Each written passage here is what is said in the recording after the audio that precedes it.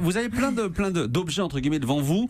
On a les Ça, pommes c'est de du pain. circuit court. Voilà, Ça, c'est de l'énergie. Alors pourquoi? Alors Pourquoi expliquez ce que vous avez dans les mains.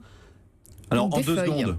Ça sont des feuilles de platane, évidemment, comme vous le remarquez. Un platane de bonne taille, c'est 500 000 à 600 000 feuilles.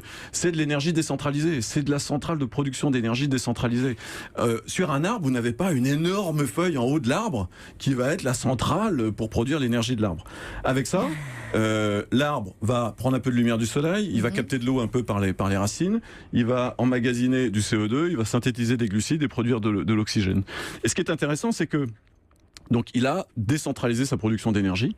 C'est pour ça qu'une forêt est aussi un bon exemple d'écosystème à la fois décentralisé et qui inspire beaucoup les villes de demain, les villes résilientes, capables de s'adapter notamment au changement climatique.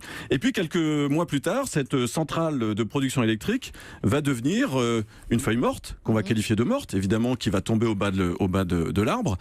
Dans les forêts, vous voyez pas des camions des services municipaux ramasser les feuilles, hein, parce que ça va devenir une matière première, un substrat, qui va alimenter non seulement l'arbre, mais aussi ses petits congénères à côté, parce que il est très partageur, l'arbre.